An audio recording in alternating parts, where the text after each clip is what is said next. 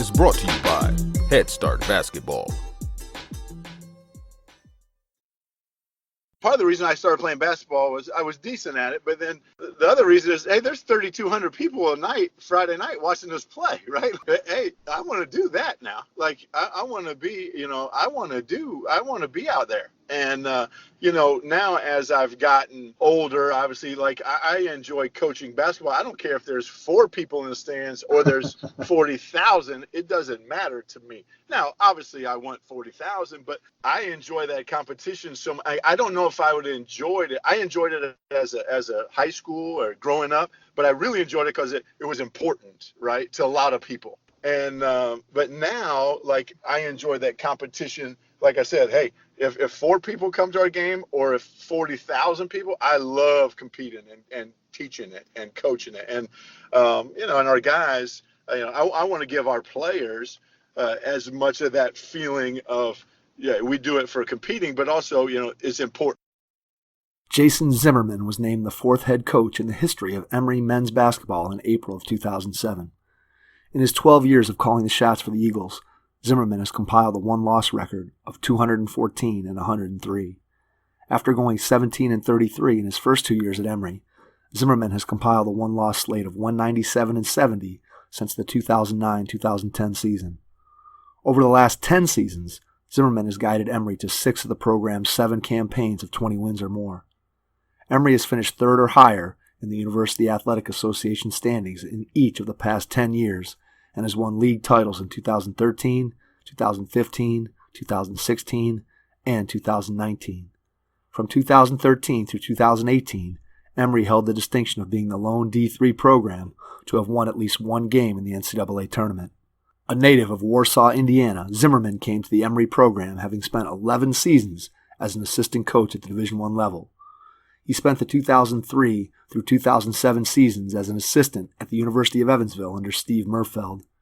Jason coached for 7 seasons on the Davidson staff, where he worked for his college coach Bob McKillop from 1996 through 2003. As a player, Zimmerman was a 4-year letter winner at Davidson, where he concluded his career as the school's number 18 all-time leading scorer with 1,260 points. One of the top players in the Southern Conference, he finished 4th in career free throw percentage and 7th in career assists, and he was also a member of Davidson's 1994 NIT team. He graduated from Davidson in 1994 and earned his bachelor's degree in economics. After you finish listening to this episode, please leave us a 5-star rating and review on your favorite podcast app. Those ratings help others in the basketball community to find our show. Make sure you subscribe to the Hoopheads podcast on iTunes, SoundCloud, Stitcher, Spotify, YouTube, or Google Play so you never miss an episode. If you haven't checked out our website, make sure you head over to hoopheadspod.com to hear every episode we've ever recorded. Be prepared to take some notes and learn from Coach Jason Zimmerman from Emory University in Atlanta, Georgia. Hello and welcome to the Hoopheads podcast. It's Mike Klinzing here with my co-host Jason Sunkel. And tonight we are pleased to welcome to the podcast from Emory University in Atlanta, Georgia, Jason Zimmerman. Jason, welcome to the podcast. Thanks for having me. Excited about talking to you a little bit about basketball and my career and what we're doing here at Emory. Absolutely. We're excited to dig into not only your background, but what you've been able to build down there in Atlanta. So let's start out by going back in time to when you were a kid and talk a little bit about how you fell in love with the game of basketball when you were younger. Yeah, so that's a long time ago. I had hair back then. Understood. Me too. So that goes way back. But I grew up in Indiana. And when you grow up in Indiana, you fall in love with the game, or at least something about the game, right? So I grew up in a small town, northern Indiana, Warsaw, Indiana, Warsaw Community High School, and it was just built in the fabric of the town, right? To be a basketball fan of basketball. I can remember 1976. I was 4 years old. I went to the first women's basketball state championship. Warsaw won it, and then I think it was 78 they won it again. 84 my high school won the men's state tournament in Indiana, which was a single class back then. So growing up, those guys were my heroes, right? I want to grow up, be like those guys that played for our town. And then I was fortunate enough to have great basketball coaches in our town. So we had a small college here, Grace College.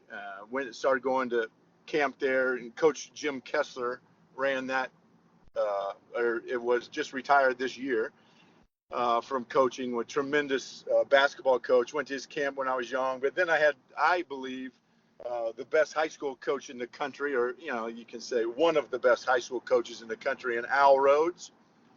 And he really taught me, and I didn't know it at the time, but he taught me what a great feeder system was, like how to build a basketball player. And I was fortunate enough to grow up with, and blessed enough to grow up with him as our high school basketball coach, with that tradition in our town. And then I realized that I was okay at playing, and had success there.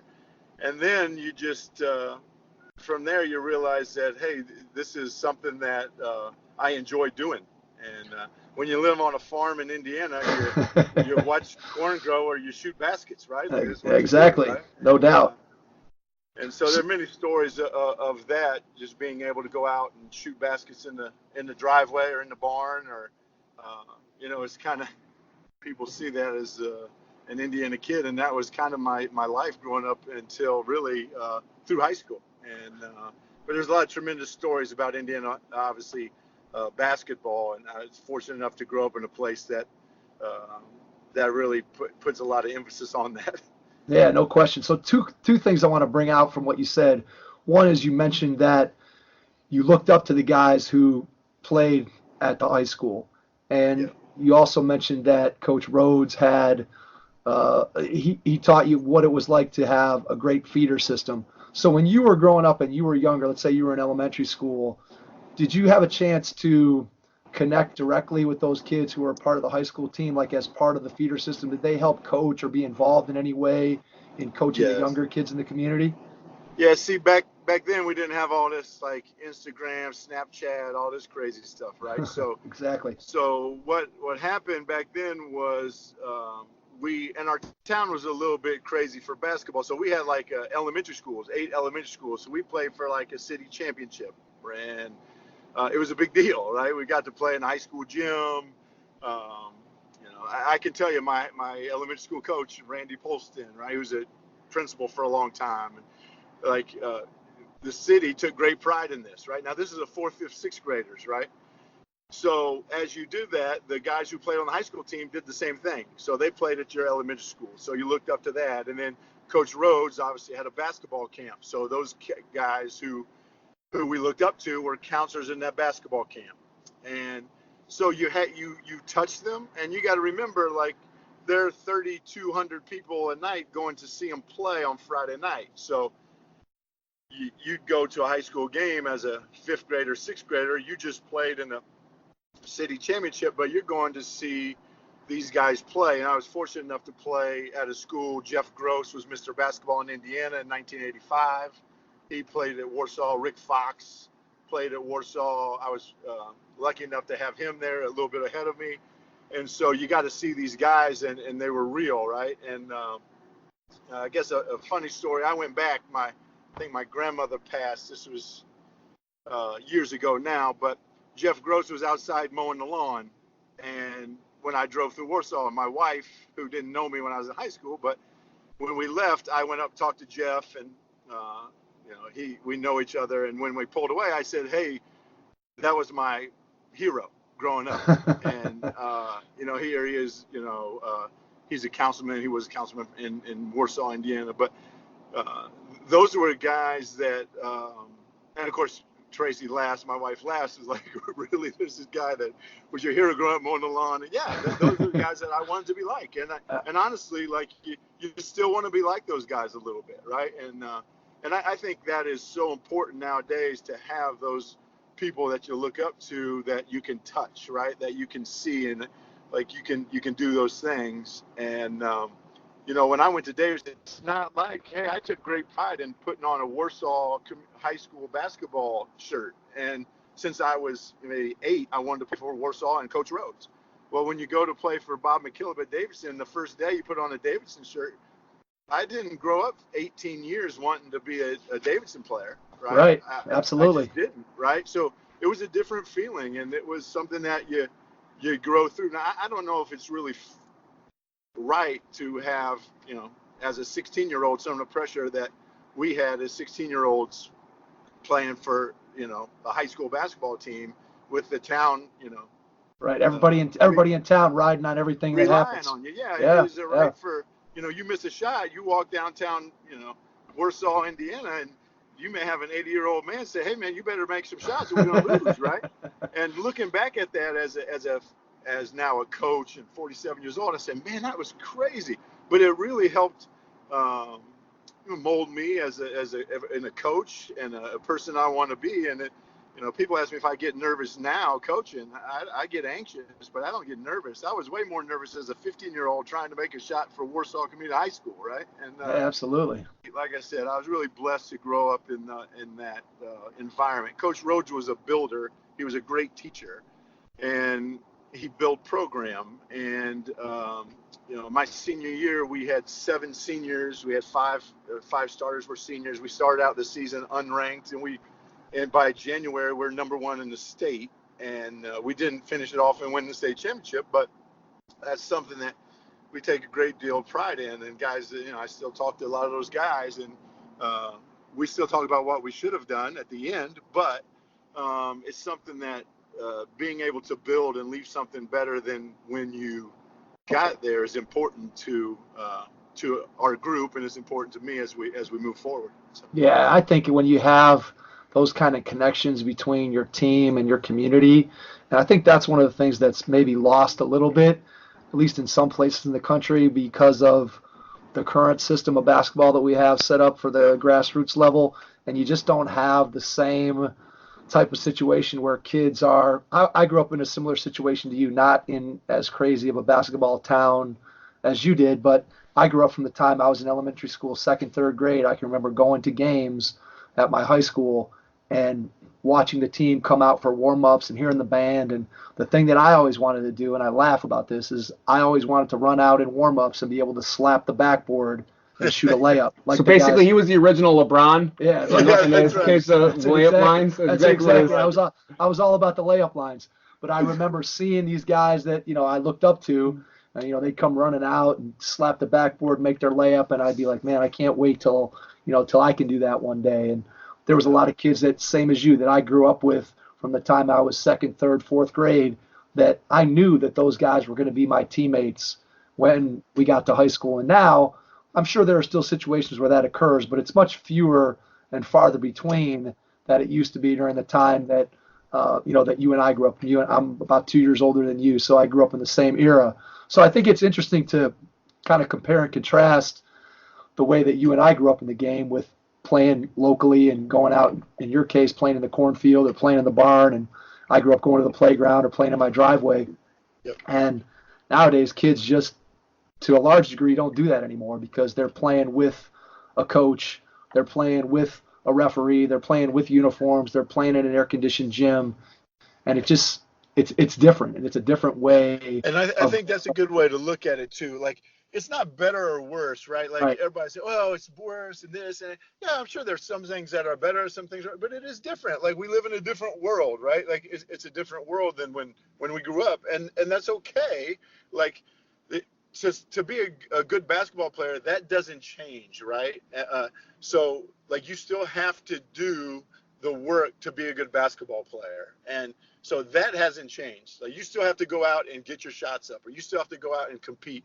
Like I say all the time about grassroots basketball, man, I wish I had the opportunity to play in that many games, right? Because that's what we love doing, right? Yeah, absolutely. Now, would that have made me better? Yeah, I think so, but it probably would have taken away some of the reason that I became a good player is because I worked at it by myself a lot, right? Like we spent time, and also somebody was able to teach me, like, hey, you have to do this, and I had great role models, and then I had a great teacher.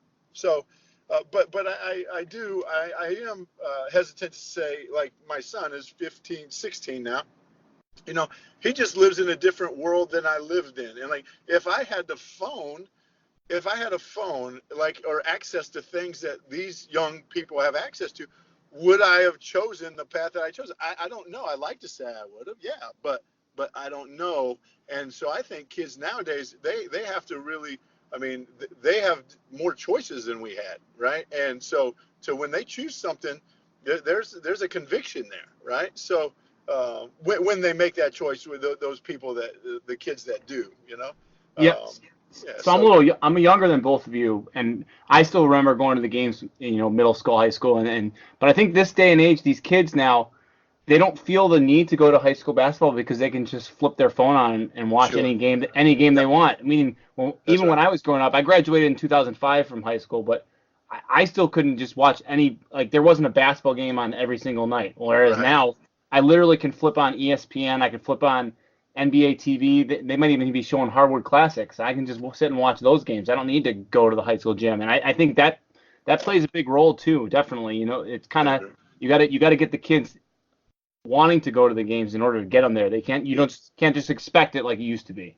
That's right. And I'll say this, like, part of the reason I started playing basketball was I was decent at it, but then the other reason is, hey, there's 3,200 people a night, Friday night, watching us play, right? Like, Right. Yeah. Hey, I want to do that now. Like, I want to be, I want to be out there. And, now as I've gotten older, obviously, like, I enjoy coaching basketball. I don't care if there's 4 people in the stands or there's 40,000. It doesn't matter to me. Now, obviously, I want 40,000, but that I enjoy that competition. So I don't know if I would have enjoyed it. I enjoyed it as a high school or growing up, but I really enjoyed it because it was important, right, to a lot of people, right? For sure. And but now, like, I enjoy that competition. Like I said, hey, if 4 people come to our game or if 40,000 people, I love competing and teaching it and coaching it. And and our guys, I want to give our players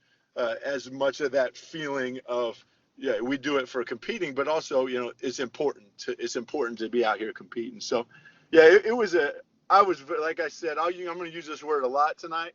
I was very blessed to grow up where I did, have the family that allowed me to my mom and dad didn't make me get a job, when I was, 14, 15, 16 growing. Now I baled hay and I did stuff like that, but I didn't have to have a job every day. I could go work at becoming a good basketball player. And I was very blessed to grow up with, parents that allowed me to do that, and a family that did, and teachers and coaches that allowed me to do that, which I'm very thankful for.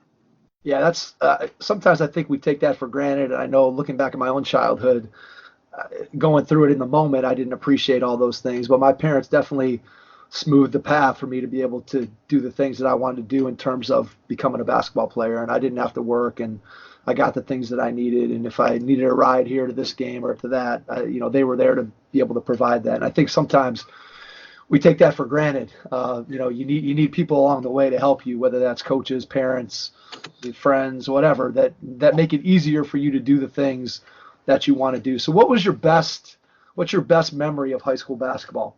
Ooh, man, I have a lot of good ones. One of them you mentioned, I really enjoyed coming out of the locker room with the group of guys that I've been together with since, 5th, 6th, 7th grade, and the whole town being there and competing, right? And representing our high school and our town, et cetera. That's, those memories are etched into your mind. I actually was able to go back. I haven't been back a lot, but I was able to go back and see the gym where we played, which they have a new gym now. But I went back, and a good friend of mine who has a daughter who's in junior high there, the gym is now the junior high gym, and she couldn't understand why I wanted to go back and look at the junior high gym. She didn't understand that. Why does Coach Jason want to go back and see the junior high gym? And it was the high school gym when I played, so that's what I wanted to do. Like, when I was back in town, I wanted to go in the locker room. I wanted to feel it one more time, right? But as far as, like, best memory, obviously my senior year, we started off, I think, 15-0 maybe, and we were beating people pretty good. And it's as good a basketball as a team had played in a while at Warsaw. And the excitement that got generated around us, and being able to do it with 7 seniors, the guys that have worked really hard to be successful and been together and played a lot of 2-on-2 and 3-on-3 together. And it was just it was a special time, and I remember that a lot, right? Yeah, those moments. It's funny because I think a lot of times what we remember, and you remember specific games, and maybe you remember some big wins, or you remember a loss that hurt you. But what you tend to remember a lot is just those moments that kind of all blend together, where you were with your buddies, you were with your teammates, you were in the locker room. Something that is more intangible than the wins and losses, and that's one of the things that I've always tried to keep in mind whenever I'm coaching, is that when your 1-loss record, obviously it's important, but also the feeling that you create around your team and your program, I think, is also something that the kids who play for you and who are a part of what you're doing, those are the things that they're going to remember, those things off the floor. They're not going to remember every win and every loss 20 years from now, 30 years from now, but they're going to remember those sort of ancillary things that went along with being a part of the team. And it sounds like that special feeling that you had when you were at Warsaw obviously is still with you today as a 47-year-old. Yeah, absolutely. It's about the relationships, right? We'll talk about that later on too. Yeah, no question. That's exactly what it's about. Yeah, no question. All right, so at what point in your high school career does it start to become apparent that you're going to have a chance to continue to play college basketball? And did you always have that sort of in the back of your mind as you were growing up, playing that, hey, someday I'd like to play college basketball? Or was the Warsaw program so big in your eyes that you never really looked beyond that until you got right near the end and it seemed like you were going to play? So how would you describe your process of getting to college and being recruited? Sure. Well, when I was younger, obviously Jeff Gross went on to Northwestern, Rick Fox went on to North Carolina. We had other guys, Marty Lehman went to Ohio University. So you saw guys doing it. It was also a way for me to go to college, right? Like, it was a way for me to get my education paid for, so I wanted to play, and I wanted to play Division I because, I thought that was the end all be all at the time. And so I guess Rick Fox was a senior to be when I was rising freshman. So we had a lot of college coaches in the gym, obviously. And then, as I went through my career, I thought, hey, maybe I never knew, maybe I could be a college player. I thought would have that opportunity if I kept working. And then we went to a 5-star basketball camp. Coach Rhodes and Mr. Garfinkel were close. Coach Rhodes had been taking people to 5-star basketball camp for years when I got there, a couple years before I got there. And then I started going really when I was a freshman. So I went to 5-star basketball camp for 4 years. And that's where Matt Doherty from Davidson, who was working for Coach McKillop, saw me play and started recruiting me. And that's really where my recruitment, and with Coach Rhodes' contacts, that's where my recruitment took off. And then I realized, like, hey, I think I'm going to be able to do this if I keep getting better, right? So that's when I really realized that, hey, this may be an opportunity for me to go to college and play Division I basketball. So. All right, so let's run a tangent to 5-star and just go back to that time and how important. I think people who are in the basketball world, who are Coach Jason's age over here, don't realize how important and impactful 5-star was. And you look back and you see you go on the 5-star website, or you see some of those old photos of the guys that went through there, and then the fact that they're playing on converted tennis courts with chain link fences around it. And I look back on that now, and I went to 5-star between my junior and senior year, and that was the only year that I went. But you look back, and the guy that was there when I was there was Billy Owens, was the guy the week I was there, from Carlisle. And you look at it now, and you think about the way that the top players around the country play today, and they travel around, they're playing in great gyms, they got full uniforms. And then you look at those old photos, and again, here they are on these old hard tennis courts in the sun, with their ratty t-shirts on, and outdoor shoes. And it's just amazing that that's the way it was then compared to how it is now. It's just it's kind of incredible. It's almost like you can't even imagine if the kids today who play the way they do. And it's like what we talked about before. The world has changed in the way that we do things. But I think if those kids who are 17, 18 years old, who are some of the elite high school players in the country, look back at what it was like then, I think they'd be kind of amazed. Yeah, I think they would be amazed. Not only the players, the coaches, like Right. the people who were actually coaching the camp. Like, so it was incredible.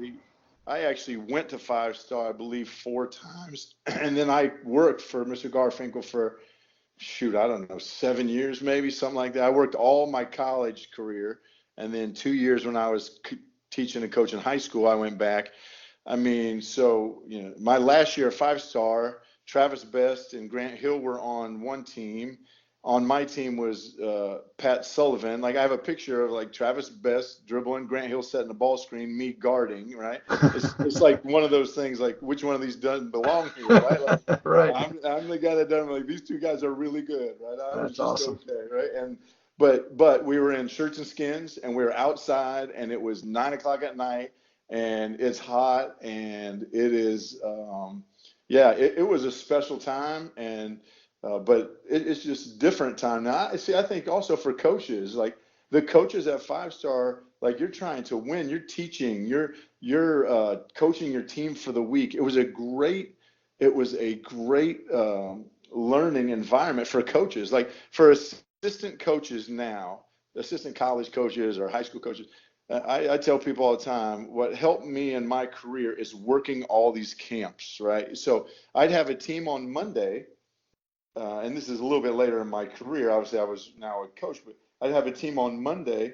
If I didn't like that team, I had a new team next Monday, so it didn't matter. But I had a chance to work with this team for 4 days, 5 days, try to get them to defend, and you can work with them, and then they go home, and you can deal with personalities, and you can deal with, how do you teach, and it was a training ground for being a coach.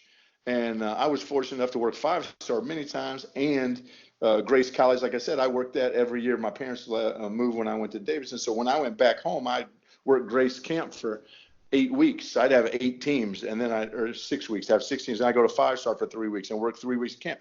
So I'd have 9 weeks of teams where I knew I wanted to be a coach, where you could just soak up and work on stuff. And now you see it. Coaches don't have that. Like, where can you coach a team, right? And where can you work on things like that? I don't know that, and I didn't see it at the time, but it's really helped me be a better coach. So going back to like outdoor stuff, if you're working there or playing there, it was like guys loved to play, right? They just loved basketball. That's what it was. And you really had to love basketball, not all the peripheral stuff, but you had to love basketball to do that, right? You ate horrible food for the week. You walked to the hills of Robert Morris College, right? Yep. Walking them down, and you're going to play on tennis courts. And if I could shoot it. Well, heck, I had to shoot out. If it was windy today, I was in trouble. There goes my game, right? Yeah. Well, but in your defense, let's say this, that because you were used to playing outside, you were able to do that much more. Now, if you took a kid today, and put him out on an outdoor court and it's windy, they'd have no chance of taking a shot. At least you and I had some experience playing outside. Good point. So I've talked a few times in the podcast. I've been having the last 3 or 4 summers. We've been having a group that come together and we try to play on Saturday mornings. It's kind of dwindled at this point, but Saturday morning we play outside. Well, there was one day that it was really bad weather, but we found a gym we could use inside. And the first shot, I airballed it, and I said, "Oh man, that wind picked up." Yeah, it picked up, and they all laughed because, of course, that was always our excuse when we didn't hit a good shot outside, and then we're playing inside. I like that excuse a lot. Missing out on outdoor basketball, I think, is something that kids today. I just don't think they play in that same way where you go to a court and you can stay on for a couple hours, or you lose and you got to sit for an hour and a half. And that's something that I think kids today do miss out on. I think they're exposed to way better coaching in a lot of cases. And obviously you talked about it earlier with the number of games that kids get to play, which everybody likes to play. But I do think you miss out on that playing for 2.5 hours, 3 hours straight just on the playground that you and I might have done back in the day. Yeah, the other thing I think you miss out on, I kind of touched on it with my high school teammates, but like when we got together, we'd have to make teams. We'd have to know the rules. We'd have to know, like, so there's nobody else like, okay, what are we playing to? Well, what are the teams? Well, how are we making teams? Well, when you lose, who's on next? Like, so in my opinion, like that part of it, it's your leadership skills, right? And your, how did you know that you weren't any good? Well, nobody picked you. So therefore you either got better, right? Or you got better. So you worked at your game, or you took up the piano. Like, so like it was no, well, the coach didn't like me because there was no coach there, right? There was just guys at the playground and they're picking guys, or we're shooting for who's on the team. And so that part of it is missing as well. Now, you can find it, like I said, you can find it different ways, but I do think there was a leadership. So growing up in high school, we had to, all right, how are we getting to this park to play? And then when are we getting there? We didn't have cell phones, so you had to. Right, it took a lot more coordination back then. You had Carrier pigeon. And if somebody wasn't there, you either wait for them, but like you couldn't call hey, I'm 5 minutes away. Like you just had to be patient and wait. Maybe somebody shows up, we play. But that part of it, now some of that's good. Like some of that technology stuff is great. Like I love having my phone. I don't have to worry about directions. That's awesome. But some of that leadership ability, you know, I run camp at Emory for the day camp for kids. And I used to hate it. Like we'd have free time for 30 minutes after like we played a game. And I hate it. I used to hate it because I wanted to structure everything. And then I started watching the kids, and they would actually pick teams and play or play knockout or do something in a gym. And I said, you know what, we're going to have 30 minutes of camp where you can do whatever you want with the basketball. Like, but you can pick the team. You can do that. Like, because kids don't get to do that anymore. And it's really the adults and us as coaches that have screwed that up. Right? Yeah, it's so true. That free play just doesn't, it doesn't exist. And I've said it before too. I think a lot of it is the way we parent today too. Like I know if I was growing up in today's society, the chances of me being able to be 13 or 14 years old and jump in my 16-year-old friend's car and drive 40 minutes across town to find a playground in a neighborhood that my mom or dad might not have wanted me in. No, that's true. That stuff that just wouldn't happen today. That's true. And it's that makes it different too and harder on kids from that standpoint. So it's different than it was back when we were playing, and you said it off the top. It's not better, it's not worse, it's just different. And obviously you and I, being from the age bracket that we're from, you look back on your own memories fondly. And I sometimes feel bad for my own kids that they didn't get to experience it in the same way that I did. But they also have gotten to experience something that I didn't. So there's give and take in all, in the whole thing. Head Start Basketball's cutthroat game building program debuts on Tuesday nights in September. Players in grades 5 through 10, both boys and girls, you won't want to miss this one. Registration is open now at www.headstartbasketball.com. All right, let's go to how you ended up at Davidson from Warsaw, Indiana. Obviously, the connection through 5-star, but talk a little bit about how that came to be. And Sure. I know you mentioned earlier about how important it was at that time in your life to be able to play Division I basketball. So talk a little bit about the whole process for yourself. Sure. So I got recruited throughout my senior year. We had a good senior year and got offered scholarships a couple places. And honestly, Davidson wasn't the Davidson it is now, right? Coach McKillop wasn't Coach McKillop that he is now. He was just at Davidson in 89, 90. That was my senior year of high school. We were really his first full recruiting class. Matt Doherty saw me play at 5-star. I joke with Coach McKillop a lot now that I was the guy at the spring semester. Hey, we need another guy. Let's take this kid. And I was that guy, right? And my class that went in there, and I believed in like Coach McKillop's vision, and he was a high school coach before he came to Davidson. But there was something about Davidson when I stepped on campus and Coach McKillop that I felt at home. And there are schools closer to my home in Indiana or in Ohio, where my parents moved, that were closer recruiting me. But I felt at home when I went to Davidson. Now, you asked me why I picked Davidson. They were 4-24 that year, so I have no idea. Looking back, but I said this before. I've just always been a big believer in leaving something better than when you first got there, right? And a builder. And Coach McKillop had that vision. Like, he had a vision for Davidson basketball. Davidson basketball had a great tradition with Lefty and those teams in the late '60s, which to me, that's like, now kids think the '90s is a stone age. I thought '69 was a stone age, right? Like, but there was Coach McKillop, Coach Doherty, Coach Hogan recruited me, and went there. Decided, hey, I want to go play for Coach McKillop again. Blessed. I didn't know it at the time the world didn't know how good a basketball coach Bob McKillop is. And I'll say this, how good a teacher Bob McKillop is. But I feel like Al Rhodes and Bob McKillop are two of the best teachers in the world. And then they teach basketball, but they're also two of the best teachers that you could possibly have growing up, especially if you want to be a coach or if you want to be a teacher. Like, they're two guys that I've just been very blessed to be around. Now, I use the word blessed, but it's not like somebody just handed it to us or me, like, I had to work very hard to have that opportunity. But I was a little fortunate and lucky that I made that choice, and I'm thankful for it every day.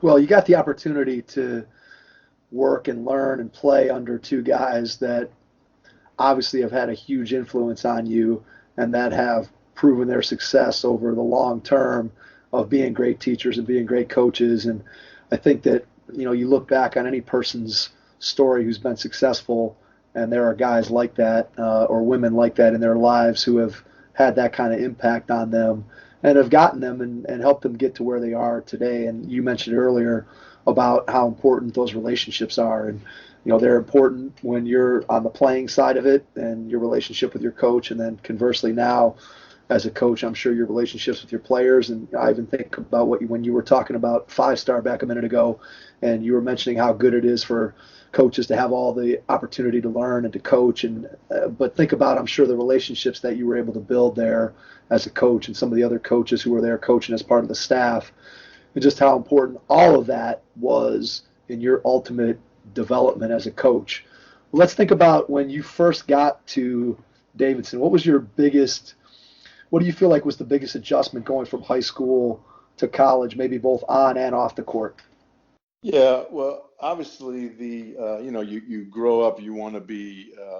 I grew up and wanted to be a Division I player. One of the biggest adjustments was the first game you go into, you run out. There's not 3,200 people there at Davidson at the time, right? Right. And so you spend your whole life wanting to be this Division I basketball player, and you have these visions of being a Division I basketball player, of playing at Indiana, or et cetera. You're growing up in Indiana, right?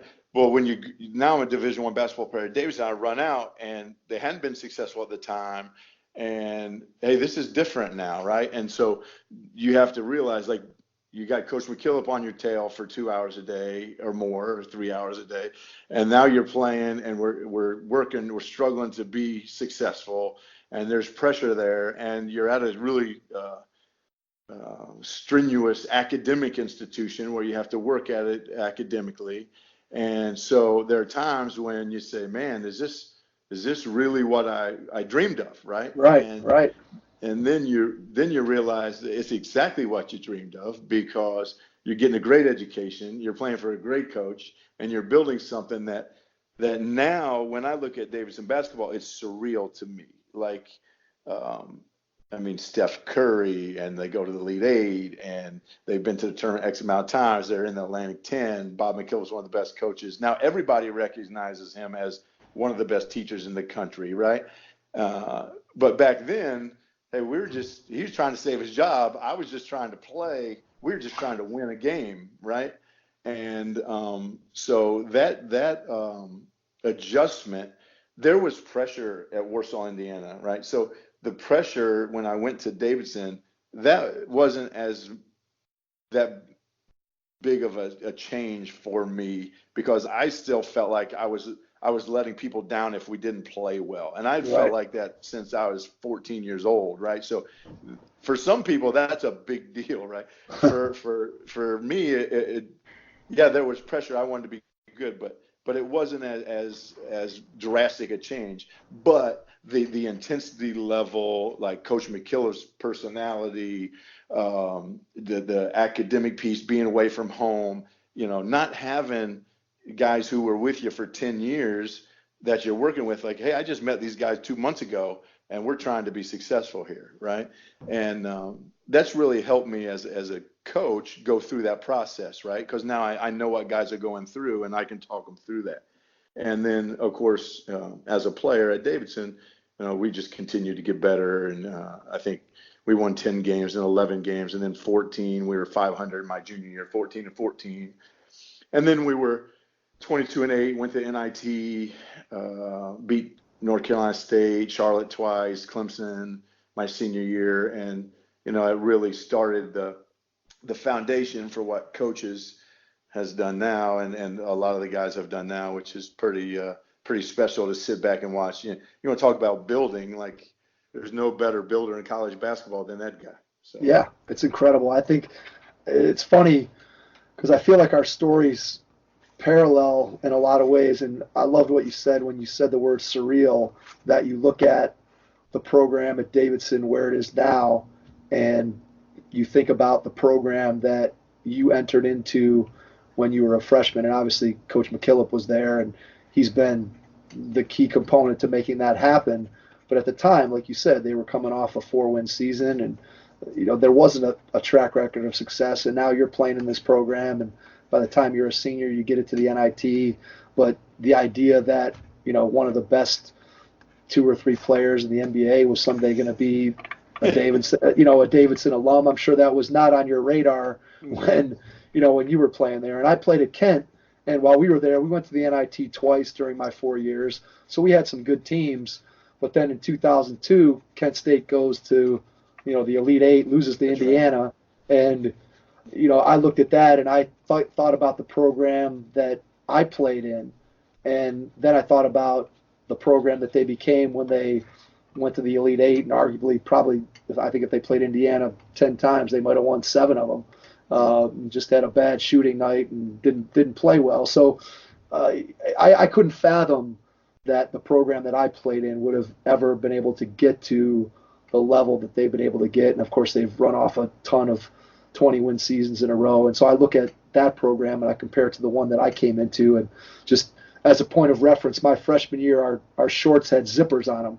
So, so the program obviously has progressed quite a bit from those days when I started. So, but it's fun to be able to go back and see the success that they've had. And I'm sure for you, it's fun to being a Davidson alum probably means a lot more now than it did, to guys who graduated prior to you. It's a lot more to be a part of it. I remind people a lot, like, hey, Davidson's been good before Steph now, and Davidson been good after Steph. But absolutely, Steph Curry did go to Davidson College, right? Like, so that's what's great. Like, lefty in the late '60s, Davidson was ranked number 1 in the country for a while. They were phenomenal, right? Then we have some down years, and then now Coach McKillop's got it back. But yeah, if everybody asks me a question on a plane or at the airport or someone, hey, where'd you go to school? I went to Davidson. Oh, isn't that where Steph Curry went? That's the first thing. Right. Yes, Steph did go there, right? Exactly. Exactly. But that is, I love it, right? Like, it's just to be able for Steph and the kind of person Steph is, to be able to do that for Davidson is just, it's really, like I said, it's surreal. It's great. Yeah, and I think he does the same thing for his high school, because we had a chance to talk to Sean Brown on the show, and he said basically the same thing about Steph. And so it seems like wherever he's gone, he's left a legacy of goodwill with all the people that he's been able to touch, and everything that you hear is that's just the kind of guy he is. So credit to him as a guy who's made it to the highest level and is still loyal and a part of the when he wasn't a huge name. And he was part of those programs and still is, supporting them, and is the kind of guy that you want to have associated with what you do. So at what point do you do you know that coaching is the direction that you want to go whenever your playing career is finished? Do you know that early on, or did it come when you were in college? Or at what point did you say, hey, I know whenever my playing days are done that I want to get into coaching? Yeah, so my summer jobs were always working camps, basketball camps, partly because I wanted to work out and still be around the game, partly because I wanted to go back home a little bit because I could work back in Warsaw, out on the lake, where I could get back there for 5 to 6 weeks to see high school buddies and work out. And so, that was my summer job. And you go to Davidson, you don't go to Davidson to become necessarily a basketball coach or a teacher, right? Or the same thing like Emory. You don't come to Emory if you want to be thinking about being that's been my calling, I think, I don't know if you call it that, but it's just been something that's been, hey, I enjoy it, right? It's not work for me. It's something that I enjoy the competition. I was decent at it. So, as I went through Davidson, it was either being an accountant or being a basketball coach, and I just can't I couldn't sit behind the desk and work the numbers, right? So, hey, man, I'm going to be a basketball coach, right? But my first job out of Davidson was at Greensboro Day School. And Greensboro Day School in North Carolina, Freddie Johnson is a legendary coach in North Carolina, a high school coach. And I interviewed for an economics and government teaching job, and I walked to the gym and said, hey, if I get this job, I'd love to coach. And he was like, of course you're going to coach the freshman team, and you got the job. So it's great. And so I coached a freshman team and assistant varsity. And then the second year I was the head JV coach and assistant varsity. We won 2 state championships in the varsity. We coached guys like Justin Gainey, Aaron McMillan, DJ McDuffie, a bunch of Division I guys on our team. And then Coach McKillop called me and asked me to come back and gave me a 3/4 pay cut. So it was great. Paid me about a quarter of what I was making teaching to be a college basketball coach. And of course, the day he called me, I packed my bags and left. That's funny. That's funny. But I think teaching really allows you to be a better coach. I dealt with, in the classroom, you deal with 30 kids or, maybe 15, 20 kids at our private school, but you deal with kids who don't want to be there, don't want to learn economics and government. Well, you got to figure out how to teach them, right? And you got to be aware of the room and how, this person's not, had a bad day today. And dealing with young people and teaching allowed you to deal with my team. And it was great practice for dealing with our teams now. And so those 2 years I wouldn't change for anything before I got into college coaching and met my wife in Greensboro. So I definitely wouldn't change that. And then I went back to Davidson for 7 years. And then you find out a lot of things as a coach that you didn't know as a player, right? Like all the work that they were putting in and, to practice or to games and all, you find out how everything's done, right? And sometimes as a player, you don't want your players to see that sometimes because you just want them focused on, hey, here's how we guard, here's what we do. And you don't have to see all the stuff that goes into it. But working for Coach McKillop was, you're in a clinic every day with Coach, and it was a special time. So what's the most surprising thing? Because I always think that's really interesting. And obviously in your situation, you got an opportunity to go back and work for the same coach that you had previously played for. So you saw it from a player perspective, and now you get a chance to go back and be a part of the staff and see it from the coach perspective. So what was the most surprising thing to you about what coaches did that as a player you had no idea what was going on behind the scenes? What were 1 or 2 things you're like, man, I didn't realize that they spent as much time doing this, or I didn't even know that they had to do that? What were some of those things that opened your eyes when you first became a part of the coaching staff as opposed to seeing it from the player side? Yeah, well, first off is just how little has to do with actually X and O's in basketball, right? Like, right. I mean, hey, man, we spend 10% of our time on basketball. 90% of our time is spent on whatever, else, recruiting or, class stuff, academics, weights, conditioning. At the time, we didn't have, like, you could have a 4-man workout at a time. That was it. So, you were basketball, like some guys were, like I did all the individual instruction stuff when I first got back there. That was my job, but then, just little things like, oh, I didn't know that's how the food got on the bus. I just thought I got on the bus and there was food on the bus. The food fairy put it there? That's it. The magic Yeah, wand. Coach had to go. It was all there. Yeah, you had to order that. You had to get that. You had to figure out what you want to eat, how, and I tell my staff now, I was like, I don't want our guys knowing. Now, I want them to be grateful and I want them to be thankful and all that, but I don't want them worried about how the food got on the bus. Like, I want them worried about how we're going to stop whoever from scoring, right? Or how we're going to score, right? How we're going to, what's your job? And but that's the biggest thing. I say how little is actually, hey, let's run this offense, or hey, let's run this defense. It's more of, hey, how do we get this young man better, and how do we get him in a state of mind to be able to make a shot, right? How do we get him, and the X and O is like actually what we're going to run is really minor.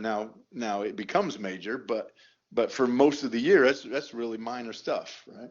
Absolutely. I think it's so interesting because as a player you have no concept of the amount of time. I know when I was playing, you just think, well, the coach shows up a half hour before practice and, they're kind of sitting in their office and maybe, I come in between classes to say hello or ask a question.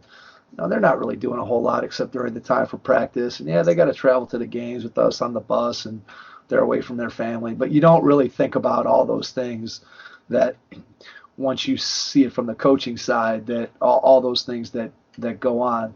Let me ask you this. While you were there at Davidson as an assistant, what were some things that you learned that maybe if somebody's out there who's listening, who's just getting into coaching and they're going to go and get their first assistant coaching job, what are some things that you would say that you've learned over the course of your career that someone who's going to be an assistant coach, what tips would you have for them to be a good assistant coach? What do you look for now as a head coach, and what did you learn when you were an assistant to try to make your head coach's job easier? Yeah, I think I'd be a much better assistant coach today than I was then. Let's put it that way. Like just because of all the experience I've been through now, but back then, you had this sense of how important you are, right? When like, hey, this is my scout, whatever it may be. Hey, this is what I'm doing for the team. And I tell my guys when I hire guys, I say, I'm not hiring you to make my job easier. I'm hiring you to make our players better in whatever way, as people, as students, as basketball players, etc. However, your job is to make my job, like, take things off my plate, right? So like if you're an assistant coach, a good assistant coach knows what to take off coach's plate, right? Coach probably doesn't need to know what offense to run, right? Coach probably doesn't need a new quick hitter to run. Coach Right. needs to make sure that, hey, his best player, and especially at Division I, his best player is getting can pass a class, right? His best player is getting things done in the classroom he has to do, whether that be study hall monitoring or professors is staying up with, hey, are you making your meetings with your professors, etc. Hey, are you eating right? Are you ready to go? Like that kind of stuff where you can take off the head coach's plate is so vital. And I didn't, as a 24-year-old, I didn't see that as I do now, right? And being able to, and also being able to know what's important for the head coach to know. Like, hey, this, you can't take everything off his plate. Some things he has to know about, right? So, Right. When's the right time to tell him, right? When's the right time to take care of it, right? Like, hey, I'm going to go, coach is on the road. I'm going to make sure when he comes back, everything is running smooth, right? And that's what my job is. Or, if your job is film exchange, which it not anymore because Right. we have synergy, but A little bit easier today, right? Yeah, yeah. I could get on that soapbox, right? My Yeah. guys laugh at me when I get on that. But I think that's important, and also, and we said this. People ask, well, why did you get better at Davidson, and why did Davidson turn the corner, and why? And I've said this all along. Well, my freshman year, if you walked into the locker room and said, you know what, Coach McKillop's crazy, he lost his mind, you may have 10 guys saying, you're right, coach has lost his mind. 4 guys saying nothing. And one guy be like, no, you know what? Get out of the locker room. You're crazy, right? By my senior year, you had 10 guys, same thing happened. 10 guys saying, hey, get out of the locker room. Don't talk about coach like that. 4 guys are still saying nothing. And one guy is saying, you're right, he is crazy because that guy ain't playing anyway, right? Right. But that belief is what makes teams great, right? Not what play you run, but that belief is what got us over the top to be better and to win games. Well, you have to have that with your staff too.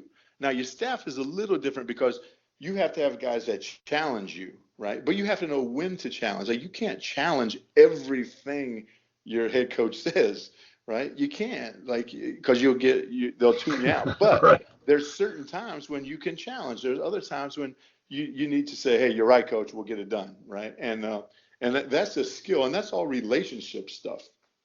That has nothing to do with coaching. That has to do with like relationships and being able to read and be aware of the room and be aware of, personalities and psychology kind of stuff. And I guess that's a long answer to the question, but that's what I'd say is, what can you do to help the program, right?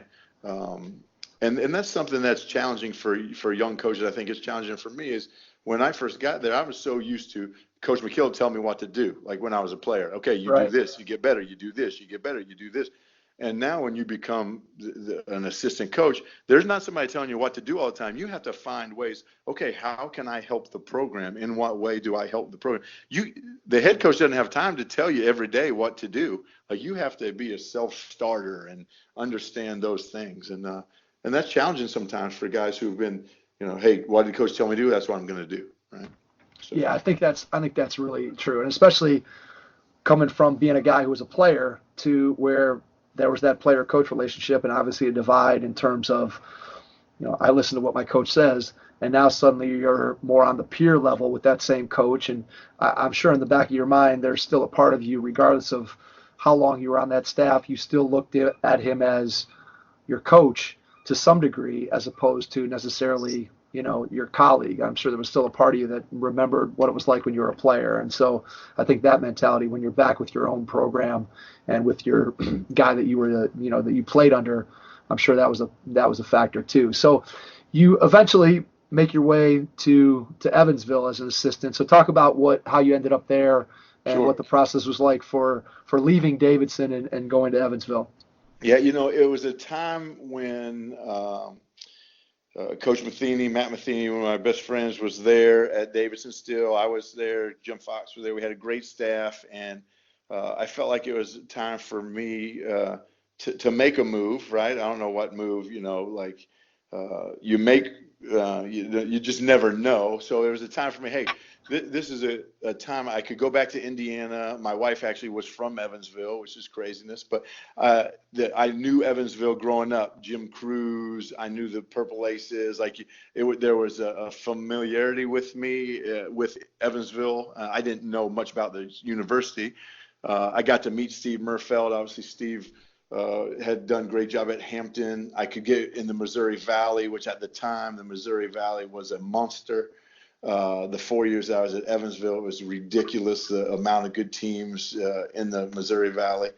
So I thought it was a good time and also for me professionally. I played for a coach for 4 years. I worked with him for 7 years. Like, there was a time for me, I had an itch to like, hey, is this the only way to do stuff? Right. I want to go out there and see, hey, there may be other ways. And I thought it was a good chance for that, right? I've been at Davidson for 7 years. And I was still young enough that I could go, experience some other things, right? So I made that jump, and then 4 years at Evansville were a tremendous time of my life. I had 2 kids in Evansville. I had my son and daughter were born in Evansville. We didn't win as many games as we would have liked, obviously, and the league was brutal. But we got better in the 4 years we were there. I got better as a coach in the 4 years we were there. And I really learned a lot. I learned a lot about how Steve did things compared to how Coach did things. And I was on staff with some great coaches. Kareem Richardson was who just was at UMKC, just got let go this year. Sean O'Regan was on staff with me. He's a head coach at JMU women's team now, doing a great job. Steve's at Creighton. But I just learned so much in those 4 years. And our athletic director, Bill McGillis, who's still a good friend, he's out in San Diego now. I got to meet some people who are different from my Davidson family, right? And it didn't end the way we wanted to, obviously, but being in the Missouri Valley and coaching against, at the time, was Creighton, Wichita State, Southern Illinois was great back then. Barry Henson was at Southwest Missouri. They were phenomenal back then. Bradley went to the Sweet 16. Jim Les was coaching them. Mark Turgeon was at Wichita State at the time. Creighton had Dana Altman. Like, it was an unbelievable learning experience for me as a coach, and also outside my comfort zone of Davidson and what we did, which forced you to just be a sponge every day. So it was a great experience for me as a coach as well. Yeah, it makes a ton of sense that you've been under one system. I always said that one of the things that I would have loved to have done, and I thought of it more from a player perspective than a coach perspective, but it kind of goes to what you said, is that I would have loved when I was playing to go and sit in on a practice, some of the schools that we played against, just to see what their practices looked like and what their what their training table looked like and what their travel looked like, just to see how it compared to the way we were doing things. And I think that that's kind of what you're describing, is that you had sort of seen the Davidson way, the Coach McKillop way, and now you want to go and experience something else and see how somebody else puts things together. And I'm sure that was a period for you of tremendous growth, like you described. So how does the opportunity to get the head job at Emory come across your desk? How does being a Division I assistant in Evansville, Indiana, translate to a head coaching job at a Division III school in Atlanta, Georgia? How does that come to be? Yeah, well, it's all relationships, right? We talk Right. about it, and I'll tell you this: how does anybody get a job nowadays? I have no idea, right? I look back and say, how did I get this job? I have no idea, right? Now, I think I work very hard, and I think we've been successful. I'm glad I have it. I'm very fortunate. But the athletic director at Emory knew the athletic director at Davidson, who gave her my name. She knew the athletic director at Evansville. She called him, and then she ended up on the phone with me and asked if I was interested. And I said, I have no idea, because I don't know anything about it. And so I said, it was actually when Davidson was playing Maryland in the NCAA Tournament, Steph's freshman year. And so it was right after that game. I said, Betsy, I don't know. Give me a second. I'll give you a call back. 45 seconds later, I called her back, said, I'm very interested, right? It just I pulled up the website. I read about it. I call a couple friends that know Division III, that know schools, that know basketball, and it just fit me. Now, I say it fit me, and this is, again, the world today. Like, sometimes Division III athletic directors look at Division I coaches and say, well, they're not good fits. Right. Or sometimes Division I athletic directors look at Division III coaches and say, well, they're not good fits.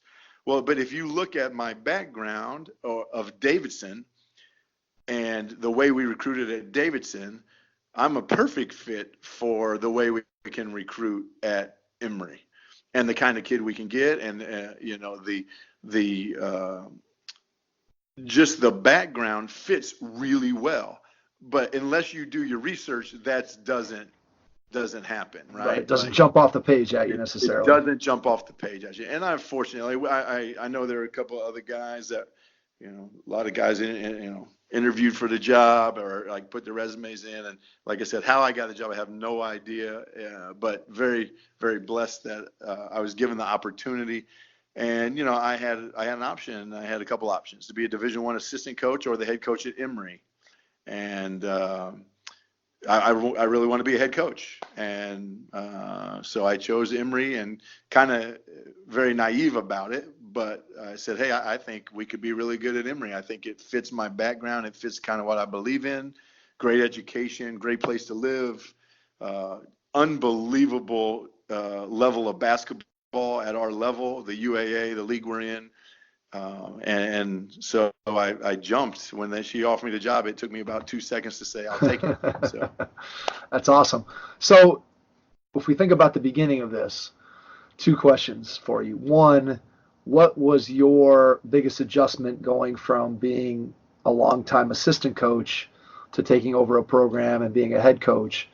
And then to go along with that same line of questioning, what was your biggest adjustment from the Division I level to the Division III level? Being a head coach, you're, and I think this is a common phrase out there. Your thoughts are no longer suggestions; they're actual decisions, right? Right. So it's not just a suggestion; you have to make a decision, right? And it's on you. Like you're making that decision.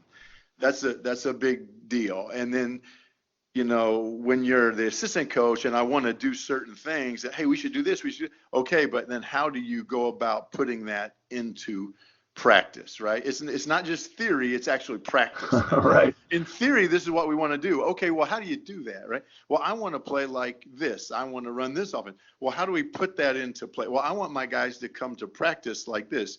And when you're at Davidson and you've been there for so long, that is a given. Like how they practice, how hard they practice, how they come to practice. That's you don't have to teach that stuff. That's already been systematized. Yeah, it's established. Now, your first day of practice, we want to go from drill to drill, and you're like, man, I got to teach how we huddle. I got to teach how we line up. I got to teach how our terminology. There's so much to teach, and then being able to pick and choose what's important is incredible. It's a lot of stress, right? And you just have to keep, taking small bites, and hopefully at some time you get to eat a meal, but you just keep chipping away at it. And then from Division I to Division III, there was nothing, like zero. I don't ever walk down on the court and say, hey guys, we're Division III, we're going to take it easy today. Right. Right. Absolutely. It's just not it's not in my. I know I've seen good coaches, right? I've seen great high school coach. I've seen a great college coach. I've been around great coaches. I know what great coaches do. I can kind of emulate them, right? And make sure that, hey, this is good basketball. I know what I've been through it. I know, hey, I'm going to try to do what they do, right? It doesn't matter if I'm a CYO coach or if I'm Division III coach or if I'm coaching the Warriors. Like this is now, obviously there are things that are important for us at Emory, right? Like these kids, they take classes that I can't spell, right? So we got to be aware of that, right? Yeah, obviously you're aware of that. But basketball piece of it, hey, basketball is basketball. If I'm teaching a 6-year-old in my camp or if I'm teaching my guys, basketball is basketball. Now, obviously I'm going to be more advanced, but we know what good basketball is. So from the Division III to Division I thing was not that, it wasn't that big of a transition to me. Now, recruiting wise, we're still recruiting great students who can make it at Emory, who can play at a high level. And, okay, they maybe not play at Duke, but they can play at a high level for us, right? And in Division III level, or, there are guys that, we can recruit guys at Emory that want to come to Emory, that have Division I options that want to come to Emory. Now, I said this when I was a player. I wanted to be a Division I player. I had no idea about the high-level Division III schools, right? I just didn't know. Right. I agree with you. Now I'm here, and I'm in the UAA. I'm flying to Cleveland. I'm flying to Pittsburgh. I'm flying to Chicago. I'm flying to St. Louis, New York, Boston, Rochester. Every year I'm making these trips, right? Every year we're playing against these teams. Every year there are great players in our league. Like our basketball experience, our student experience, and where we get to live, our social experience, like I'll put it up against any in the country. And I didn't know that. Like as a coach, I got fortunate to fall into this situation of like, I knew it was good, but I didn't know like the experience of our players, what the experience that they can have. I say this all the time. When I was at Davidson, I didn't travel like we travel here. Now they do when they're in the Atlantic 10. But when we're in the Big South or the Southern Conference, like, hey, man, I'm on a bus. You're getting a bus, right? Yeah, exactly. I wanted to ask you, that's one of the things that strikes me as super interesting about your league is talk to me a little bit about the travel and how you balance that travel with the academic rigor at your school. Well, when I first got the job, I said, this is going to be impossible. Like, how do we do this? Like, I got to travel all these places. And I'll be the first to tell you, like, it's exciting, it's fun, but it is hard, right? And it is challenging. By February, late February, you're done. Like, you're tired. You're fighting through, and it's a challenge, but it's exciting. The UAA is set up for students to be successful because of how we have like-minded institutions who all are very difficult and challenging. And so our travel schedule's set up. So basically we miss Fridays, Thursday afternoon and Fridays, and we do that 3 times. And then we miss another Friday, the 4th time. Now, a couple of those trips could be during holiday breaks, so school's not in session. So like last year, we had two road trips before school was in session. So we only had 2 road trips when school was in session. We only missed Thursday afternoon and Friday, and then Thursday afternoon and Friday again. So we missed like almost 3 total days in the second semester to take all those trips. We play on Friday night, so we travel on Thursday. We play Friday night. We travel to the next city on Saturday. We play Sunday afternoon. We fly home Sunday night. We're in class on Monday, and it's really a genius that put it all together, that this idea of we can have this league with like-minded institutions who can do this, that geography, we were like the Power 5 conferences all over the country before they were. Right, yeah, exactly. Absolutely. Traveling big time.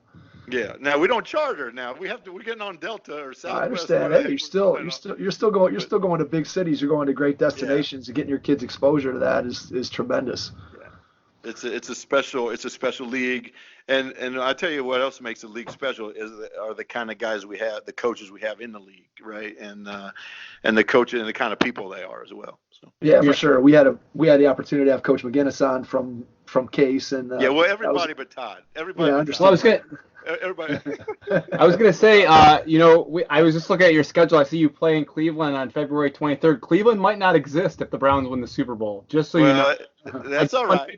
We'll be the aftermath of that. That's okay. That's it. Coach Jason's a little bit more optimistic, I think, than your average Cleveland Browns. No, I'm not saying they're going to win the Super Bowl. He's counting some chickens over here. No. Hold on. I don't think they're Super Bowl, but if it was to happen, I'm just telling you might not have a game that day. I may have to come up early. That's all. Yeah, you might have to be part of the parade. Who knows? That's right. All right. So when you first take over the program, and obviously you've gotten to the point now where you have a certain style of play that guys like to get up and down the floor and get a lot of threes up. At what point do you know right from day one when you stepped in there that that's the way we're going to play? Did you always want to play an up-tempo game? How did it sort of evolve to where you've gotten to your system the way you guys play today? Yes, I had an idea of how we wanted to play, especially offensively, with running secondary break and playing fast, and that's like my base. That's our base, right? I think in coaching, there's so much you can teach. You have to have a base, right? You have to have, whether it's your philosophy of offense or defense, or maybe it's your culture base, but there has to be a base that you teach, so that way your seniors know. Like, so I'm here 2, 3, 4 years. If you keep changing every year, your seniors don't know what your base is. I think there has to be a base to your program.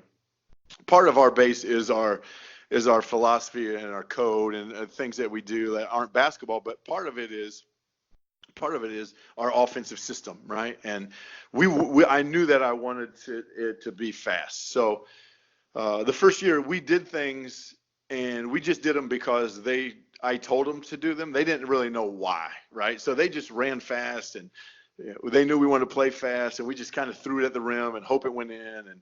But they played really fast. I had a great group of guys. We lost 9 games in a row at the end of the season, and in the 9th game, they were still playing their tails off. Like, they're competing. They were just they were tremendous men, young men, that really listened and tried to do what we asked them to do. And so I knew we wanted to play that way. Probably wasn't the best way for my first team here to play. Right? Right. Understood. But I knew we were going to play that way, and I knew we had time to build a little bit. So, hey, we're going to set the tone. We're going to play this way. The second year, we slowed down a little bit. And then since the third year, we've been speeding up, in the range of where we're playing really fast. This year, we played as fast as we ever have. But and then that goes with players, too. We had really good offensive players this year. So, yeah, offensively, we knew we wanted to play fast. Defensively, we've changed a little bit throughout the 12 years here. And offensively, we've been flexible. We've tweaked it a little bit, but there's been a base to what we do for sure in the last 12 years. So one of the things that I loved when you talked down at the Jay Billis camp this year, and as soon as you said it, I wrote it down because I'd never heard anybody say it quite this way. And I think it's something that coaches out there who are maybe trying to teach their guys to get up and down the floor. And you said, we teach our players not to run the lanes, but to race the lanes. So talk a little bit about that terminology and why it's so important and how it helps your team to really push the kind of pace that you're trying to get them to play at. Yeah, I think the words that you use are very important, right? And they can paint a picture. It can create a narrative. And when you say run, well, everybody kind of knows run. Like, okay, I am running, coach. Like, or you say sprint, coach, that is my sprint. Okay, fine. But when you say, hey, we're going to race, like we're racing the other team. Well, now that gives it even a greater emphasis on running the court, right? And it's a little thing, but it's important to maybe get across how fast we want to run, right? And so, I think Coach McKillop is great at that. He really prepares, and he prepares way more than most coaches. What words he wants to use to describe these things and teach these things. And it's something that I stole from him. Probably it was just, hey, we race, right? We convert. Our first two steps are important, but we want to race the court. And I think it paints a different picture than just saying, hey, let's run hard, right? And those are just little things that I think coaches coach for 40 years. I've been able to coach for maybe 50, and I've coached for now probably 25, 30. And those are just things that as you go on, hey, that worked. Let's use that verbiage, right? Let's use that terminology. And every kid, if I ask a 6-year-old, hey, we're going to race to the other end, he knows what that means, right? Absolutely. I'm trying to beat you, right? I'm trying to beat you. That's what I'm trying to do. So I think it's I think when I was speaking at Jay Bill's camp, like I had told another coach there, Coach Schulman, about that, and I had forgotten it, and he reminded me about that, right? So it's just one of those things that as we teach, we go about and teach those things that I think can make a difference, right? Yeah, for sure. I mean, there's a concept that, any basketball coach who's probably coached from the 4th grade level and above has at some point probably said to their kids, hey, run the lanes.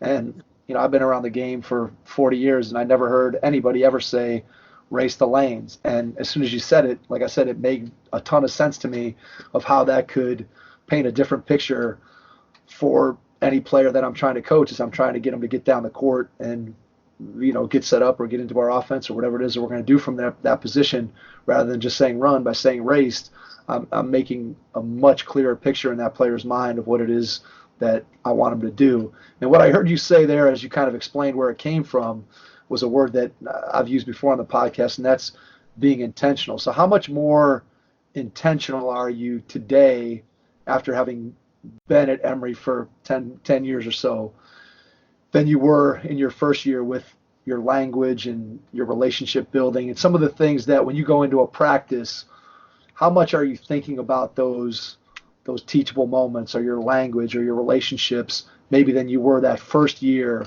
when you had your very first team? Yeah, I think that continues to grow, right? Like, so you just build on it through the years, right? So you have all your practice plans and your notes from your practice plans. And hey, that was really good. Like, I'll look back at notes that we've had from 5 years ago, teaching something in practice, like, that was really, we need to come back to that. Right. Like, Yeah. we really need to do that again. Right. And I think when you go through those experiences, again, it's not just theory. Well, when I become a head coach, I'm going to do this. Well, now I've done that, and you know what? That stuff doesn't work. Now I'm going to do this, right? Like, and so now you just have so many experiences that you have. How many practices you've been in where, hey, I've done that. That didn't work. Let's try this. Let's explain it this way. Let's build this relationship. Let's work on. So being able to be at Emory for 12 years really allows you to be a teacher and become a better teacher every day. And that's something that, again, you've been, when you're around, Coach McKillop's done that for how many years, right? Like at Davidson, 30 years, right? And every practice, I mean, we sit down and talk about how we're going to talk about this drill. And sometimes as an assistant coach, you go, Coach, I played here. I've been here for 7 years. Like, do we really have to talk about this drill? Yeah, we do.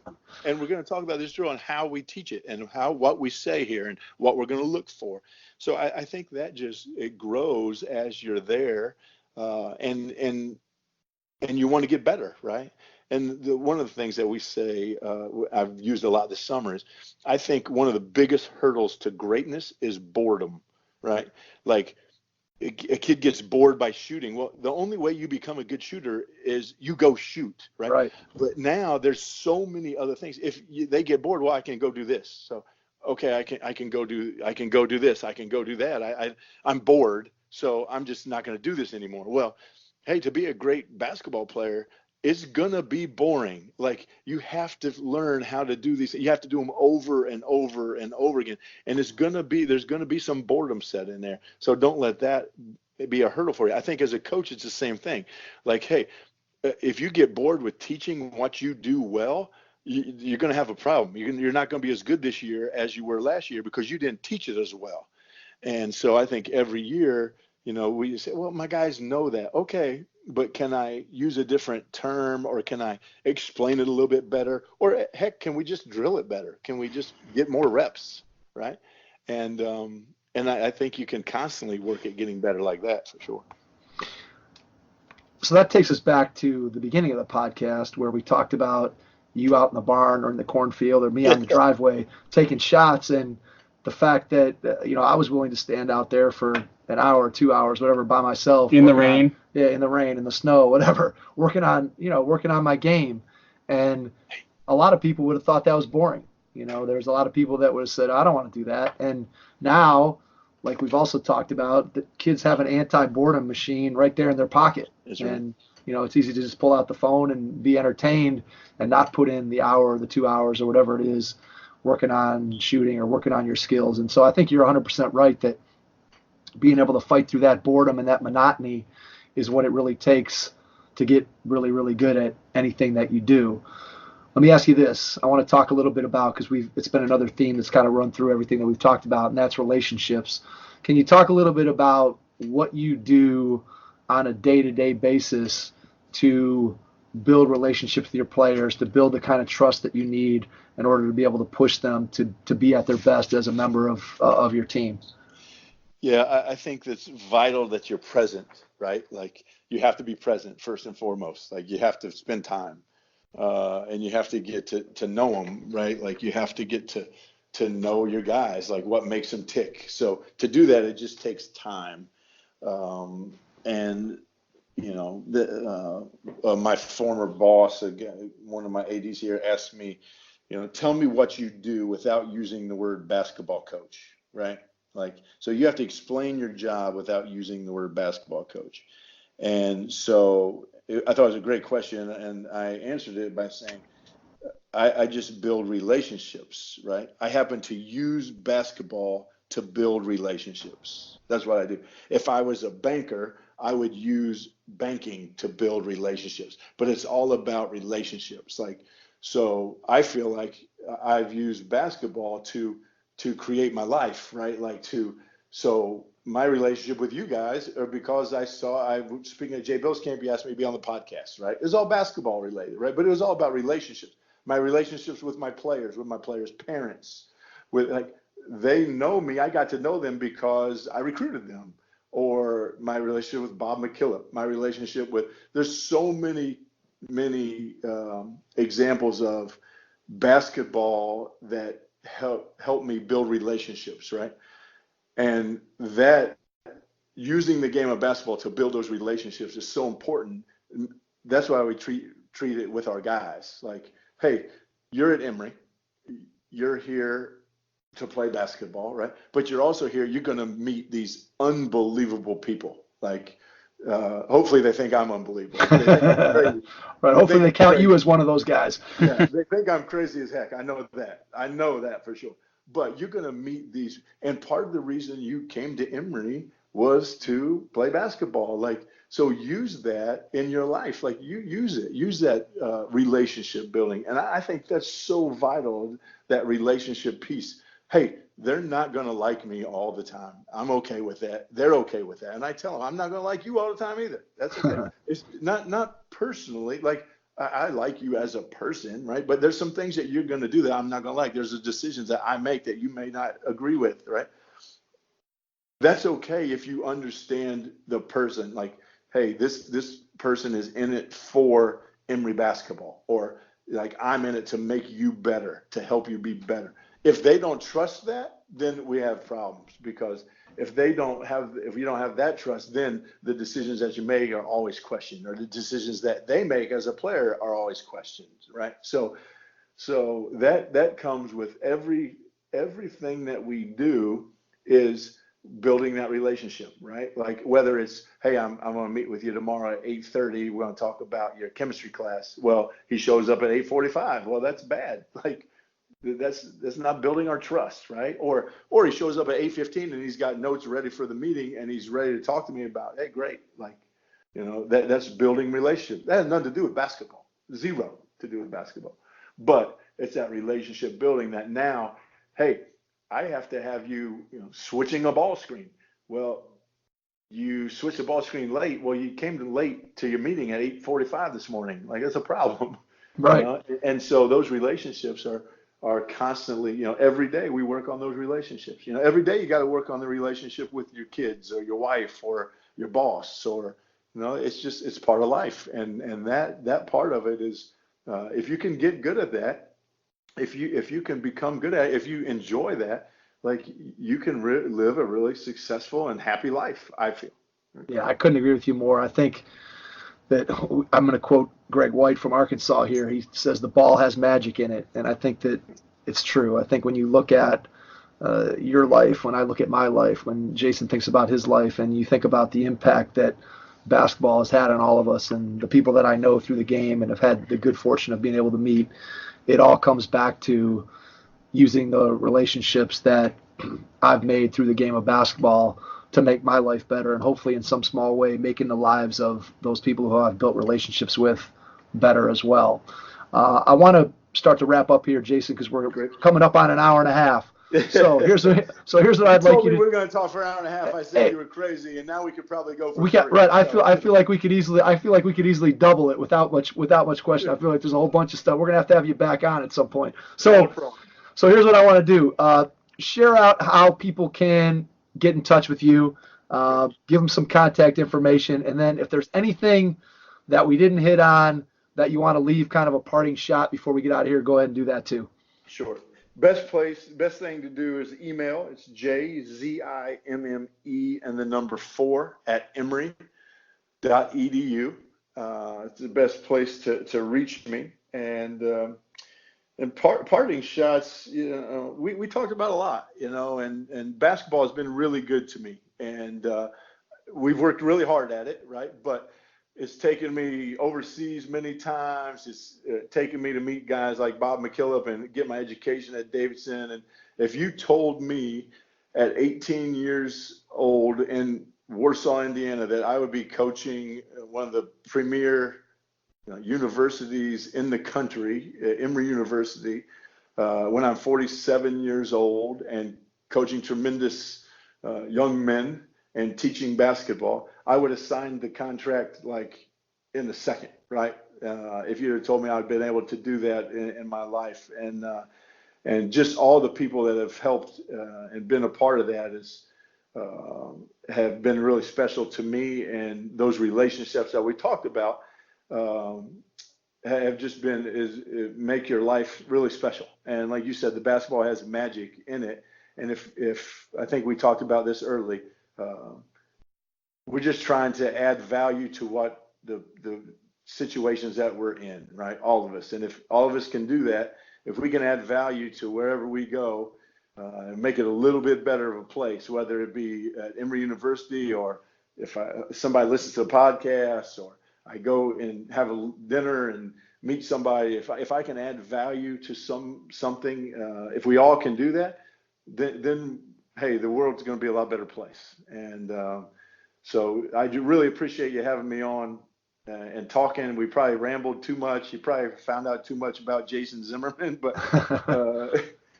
yeah, I really appreciate you having me on and being able to talk a little bit. No, it was an absolute pleasure to have this conversation. We can't thank you enough for taking an hour and a half out of your schedule to jump on with us and share with our audience all the great things they have going at Emory. And just, it's always fascinating to learn somebody's backstory. We meet briefly at Jay Billis. I get a chance to hear you talk, and now here we are. We sat down and talked for an hour and a half, and hopefully it's a start of a relationship that we can continue to build and work on. So we want to thank you for jumping on with us, and to everyone out there, we will catch you on our next episode. Thanks. Thanks for listening to the Hoop Heads podcast, presented by Head Start Basketball.